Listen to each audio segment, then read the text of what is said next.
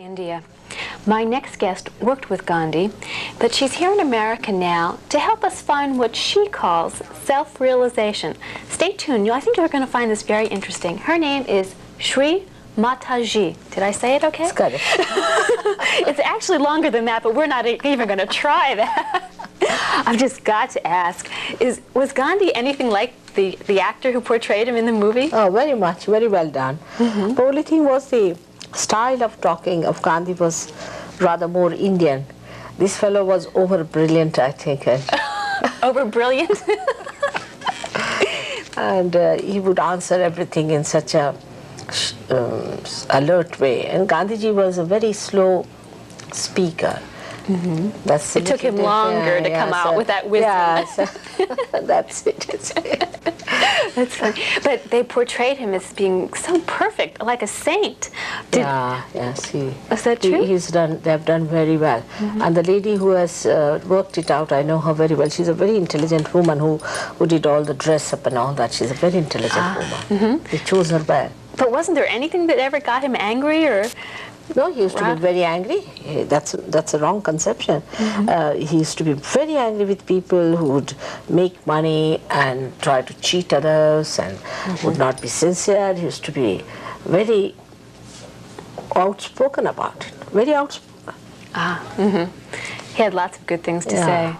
What exactly did you do with him? You see, I was a little child of 7 years when I stayed with him. And he was very fond of me. He used to call me Nepali because my face has some Nepali features. And actually he found out that I was a very different type of a child. And sometimes he used to discuss with me some things which we would not discuss with a child of 7 years. Like he would ask me, what should I put for my prayers? Which should be the first, then the second, which one should come second? Like he knew that I knew something about spiritual life. Isn't that interesting? Yeah. Well, and that's what we're going to talk about. First, I think we should start at the beginning. Explain what you mean by self-realization. You see, within us is placed the reflection of God Almighty, which is the self, which is the spirit, which is placed in your heart. Now, when Christ or anybody has said that you are to be born again, it was not any artificial sort of a baptism, but it was a real happening within us of a power which is placed in the sacrum bone to rise and to get you connected with the whole. Mm-hmm. So this is what, when it happens, then you become actually first connected to the spirit, which is connected to the whole. And that's how you get connected with the whole primordial being.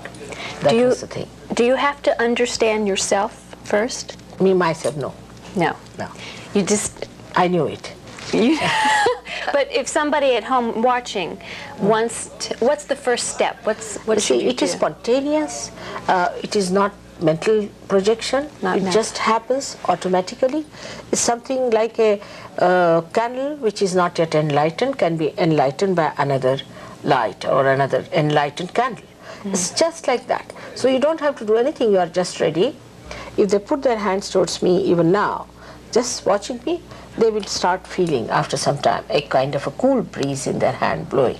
And that is the thing that has happened. Okay, what do you suggest? Should they do? Just put your hands towards me like this. Now you are a very hard-working lady and futuristic. So your right hand is more active and the left less. So what you have to do is to put left up there and the right will start working. Now another thing you have to do is to forgive people. Well, yes, I know that. You must forgive. And that's the thing is lacking a little bit. You must forgive. Because it is a myth. When we say we don't forgive, what do? We really torture ourselves, don't we? The other person whom we don't forgive doesn't feel anything bad about it. On the contrary, we are playing into the hands of that person, isn't it? So it's a myth. So just you have to forgive, and then you start feeling the cool breeze in the hand. That's the all-pervading power. You started, yes. And people at home, what will they feel? They would also feel the same way. They'll also feel the cool breeze coming out of their heads. That's what happened. Well, not in this room, but oh, yes. Yes, it's there. It's coming from within. Try that. Try that at home. It happens. It's really there. Ooh, this is spooky. All right, so but how do you use it? All right, so say... So now you have become the spirit. Now you manifest your own power. Like the gentleman who was here before was saying, I must know myself. But you don't know who you are, what you are. Now by this, now you will know that you are made up of a very fine instrument within yourself. And you have got 7 very subtle centers, you see, which work out in 2 ways. First of all, you will know what's the problem with you, because on your fingertips you will start feeling the problem, and I can decode it by saying that there are 7 centers, 1, 2, 3, 4, 5, 6 and 7 centers, all right? And on this hand the same way. Now this is the hand of emotional side, and this is the hand of your mental and your physical side. Now if you have any physical problem, you can feel it on your fingertips. Now if you know how to solve it, it's all right, any disease, anything, are nothing but the permutations and combinations of these centers going to the extremes, or being exhausted, or some sort of a damage done to these centers. But when this force rises, she nourishes them. Is the mother, is the feminine within us, which rises and which nourishes, which soothes, which gives you that peace. Well, let's take this a little more practically, okay? Yeah. All right, I've had a little bit of a kidney problem. You have, I know. I was about to say. Well, all right, what would I do about that? It's very simple. You see, you put your hands like this Both? towards me now. You see, your kidney problem comes from the center called Swadhisthana. Now you'll feel a little bit here. If you feel, see, even you can see, virtually, see, this looks healthy, this doesn't look that healthy. Don't you see so? And What am I looking for? You see, you are looking for, you feel a little, see this swelling, and you feel a little heat there. Do you feel a little heat when you are getting the cool breeze? Yes. So that's the heat, that's suggestive. Heat is there. Now this also is suggestive. Even this kidney is not alright, but this center deals with the kidney and other organs like liver. It deals with your pancreas, with your spleen, and part of your intestines, uterus also. So you see, you must know how to make them out. Now what you have to do is to, at this center is a deity, what we call, it's the creator. The creator is sitting on this one. So you have to request the creator that he should now cure you. That's what we call as the mantras. Now, because now you are connected, you can ask. Before that, is it basically just asking God?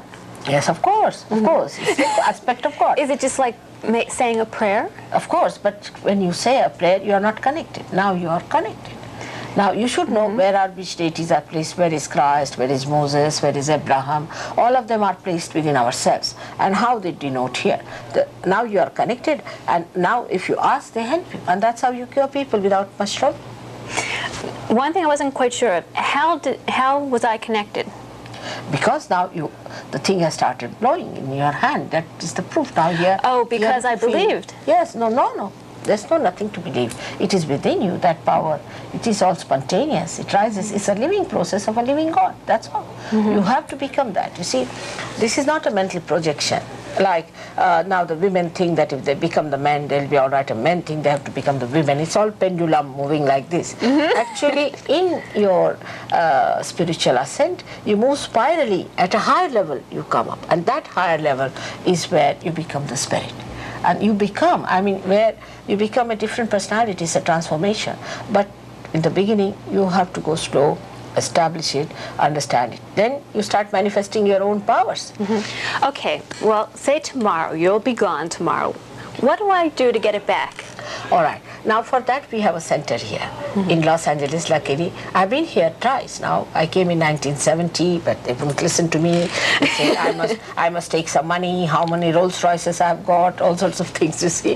That was amazing. I know, yes. Sri Mataji does not ask for any money at all. How can you pay? What can you pay? Just now it happened to you. How much will you pay me for this? It's absurd, isn't it? It's a living process. You don't pay any money to the Mother Earth for sprouting a seed, do you?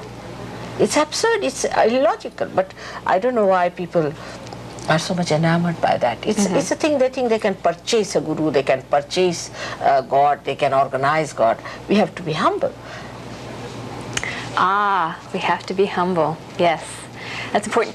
And you, well, that means don't always put yourself first, right? Yes, you must... do for others. Ask. You just ask for it. You have to just ask for it. It works out. But before this, if you try to do, say, for example, like a missionary work or anything, it is all outside, and it drops out in no time. But now, supposing people say, Mother, thank you very much for curing me, and so I just laugh. Because, you see, this is just like my finger being sick, all right? Who is the other? Now, my finger is sick, so I rub my own finger, and there's no obligation. Neither I feel they should feel obliged, because if you are part and parcel of me, nobody's the other. Because you become collectively conscious. You become, again I say, it's an actualization. It is not just talking. It just happens to you. Because you are just ready, you get it. Okay. I read an article where you told the reporter not to think so much. Do Americans tend to think too much? Oh, too much they think. But it stops. Because, you see, a thought rises and falls off. Another thought rises and falls off. Either you live in the past or in the future, more futuristic. Americans are more futuristic, but some can live with the past and some can live with the future. Now, in between that, the thought, there's a little gap. And that gap widens when this force rises, and you stay in the present, and then the dynamism of the present you see the whole thing just like a new dimension within you, and you start enjoying every part of it. Well, it's fascinating. I don't know that we really were able to cover it. I mean, to say enough for people to really understand. It's a very wide subject. It is. And I must have spoken at least 1,000 lectures must be there in London, and so many thousands. But the main thing is, once you become that, you become yourself the knowledge. Yes. You yourself know everything. Like I was once traveling with a gentleman on a bullock cart, and the fellow was just uneducated, and he started talking like a prophet, like a saint. I was so surprised. The whole knowledge was within him. He started saying like that. Well, thank you very much for being with us. May God bless you. Thank you very much. We're going to give you an address if you would like further information. Here's where you can write for Sri Mataji. It's a rather interesting concept to think that we have a lot of power within ourselves to heal ourselves and to solve our own problems. And I think that's basically, what we were saying here. But thanks so much for being with us tonight. Remember, until next time, the only real success is living the life which you've imagined. Good night.